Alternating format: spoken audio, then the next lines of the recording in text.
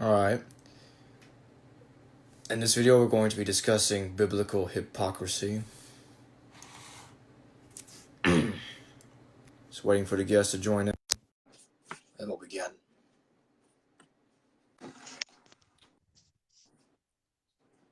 Sylvester, can you hear me?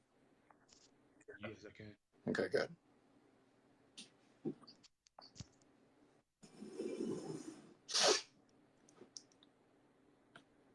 Alright, so I'm going to begin by reading these verses.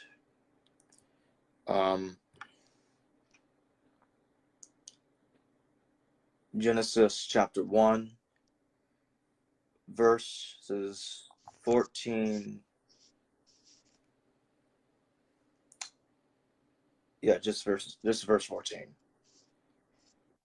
God said, "Let there be luminaries in the firmament of the heaven to separate between the day and the night, and they shall serve as signs and for festivals and for days and years."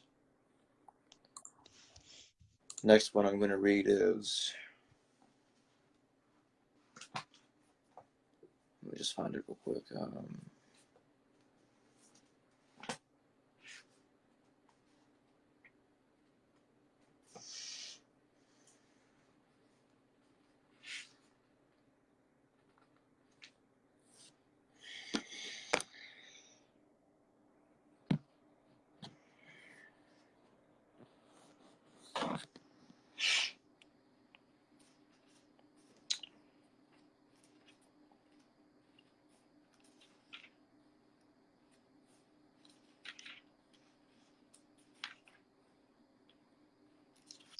There we go. Deuteronomy chapter 17, verse 3. And he will go and serve gods of others and prostrate himself to them, or to the sun, or to the moon, or to any host of heaven, which I have not commanded. I'm going to read to verse 4. And it will be told to you, and you will hear. Then you shall investigate well, and behold, it is true. The testimony is correct. This abomination was done in Israel. Now to verse 5. Then you shall remove that man or that woman who did this evil thing to your cities, the man or the woman, and you shall pelt them with stones, so that they will die. So what we see going on here is that the verses is condoning astrology when it comes to God, but is also condemning astrology if it is used to worship other gods. Have you noticed that? Yes. Now, what do you think about that? It's kind of like it's hard to pinpoint God's his mindset and what he likes and what he doesn't like. Yeah, But my thing is, why would there be any other gods anyway? If you're only a being in existence, why would there be any other gods anyway? right. Unless God created them and then allowed his creation to stumble upon them and then condemn them for worshiping other gods, which I think that's kind of ridiculous. Indeed.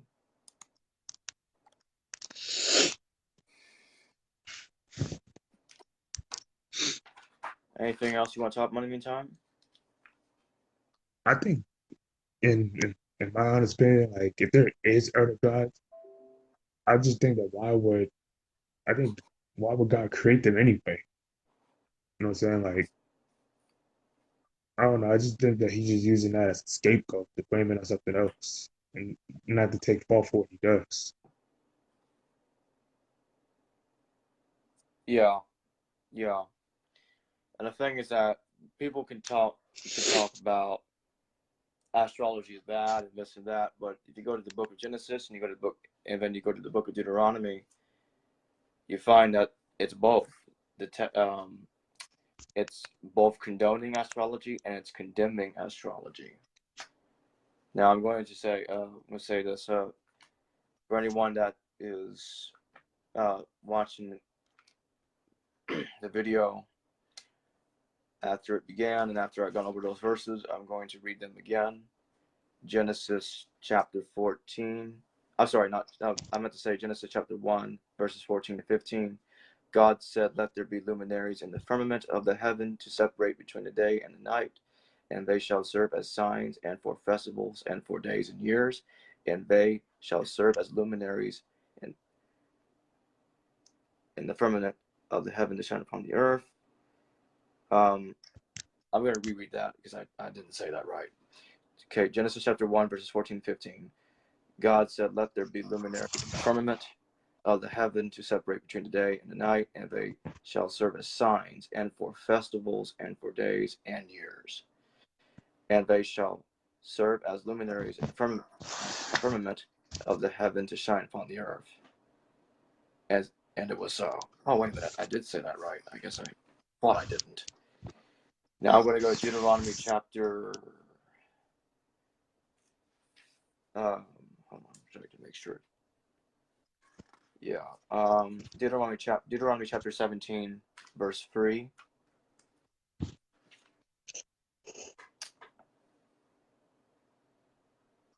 And 4 and 5. And he will go and serve gods of others and prostrate himself to them, or to the sun, or to the moon, or to any host of heaven, which I have not commanded. And it will be told to you, and you will hear, then you shall investigate well. And behold, it is true. The testimony is correct. This abomination was done in Israel. Then you shall remove that man or that woman who did this evil thing to your cities, the man or the woman, and you shall pelt them with stones so that they will die.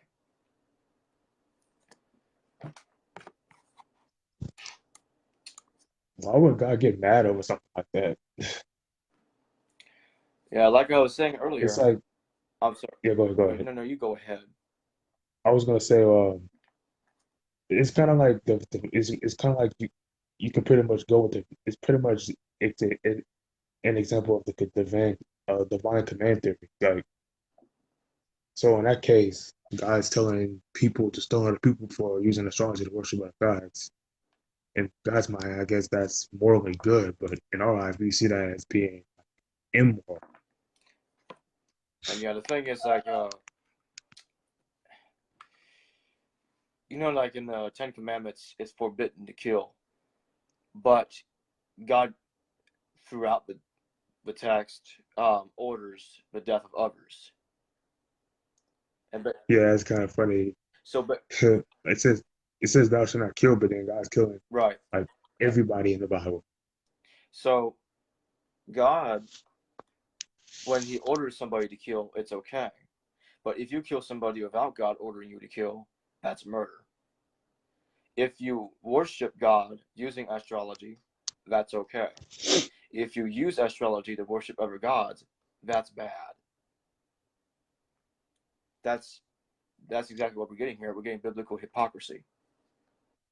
That's my thing though. But if God is the only being in existence, how can it's just confusing because like, how can there be other gods though? That's the thing I don't. And like, why would he have other gods in the universe? He's supposed to be the only true God. And I think this verse, right, these two verses I'm going to read right here, is definitely begs the point even further. Deuteronomy chapter 32, verses 8 through 9. When the Supreme One gave the nations their inheritance, when he separated the children of man, he set the borders of the peoples according to the number of the children of Israel. For Hashem's portion is his people, Jacob is the measure of his inheritance. So for those of you that don't know what Hashem is, that's pretty much the Jewish name for God. They also you could find Jews that refer to God as Adonai, but uh, but a lot of times they refer to God as Hashem. Uh, So Hashem is inheriting Israel from the Supreme One, completely different God. And if you research the history of Israel, of ancient Israel, you find out that this, in Hebrew, the word supreme is Elyon. That's what that means. And Elyon is based on the ancient Semitic deity called El, and he was the father of the one that is understood as very much commonly as Yahweh or Jehovah, to especially the Christians. And I'm going to read it here. Violet Lavender says, "Yep, like killing the firstborns." SMH. She says. She also says, "Religion is control and full of shit." She says.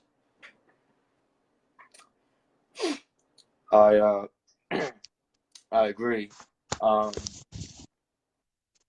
If you look at the Council of Nicaea, for example, they completely set that up to discredit Arius for his claim, or I should say his understanding of Jesus was viewed as blasphemy. And when the attendants of the council, when they voted on the divinity of Jesus, to settle the debate, the majority sided with sided against Arius, and he was forced to endure being called a heretic. That's the only reason why that council was set up, was to discredit Arius and to make sure that people didn't question Jesus' divine relationship to God. And you can look that up because Arius said that Jesus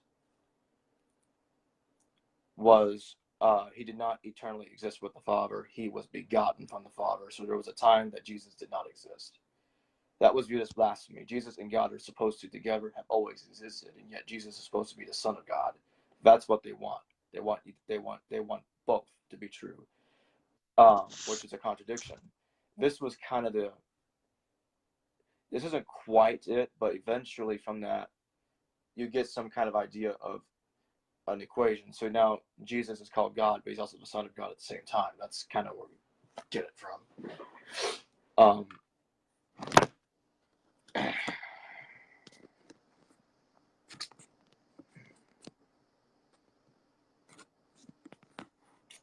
There we go. Anyway, with that being said, Sylvester, is there anything else you want to talk about in the meantime? Yeah. So I read a lot about that Aries guy. Yeah, he pretty much like went against the council and pretty much didn't really wasn't on the same page what they were trying to establish. Yeah, he had a he had a different view of Jesus that definitely did not agree with what many believed about him at that time. Now I'm going to go back to what I was talking about in the book of Deuteronomy. So we can see that Hashem, God, whatever you want to call him, is inheriting Israel from the Supreme One. How is it possible that he inherits from another God if he's the only God that exists?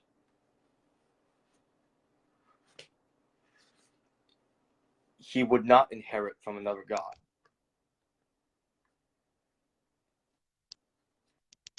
It's that simple. It's that simple.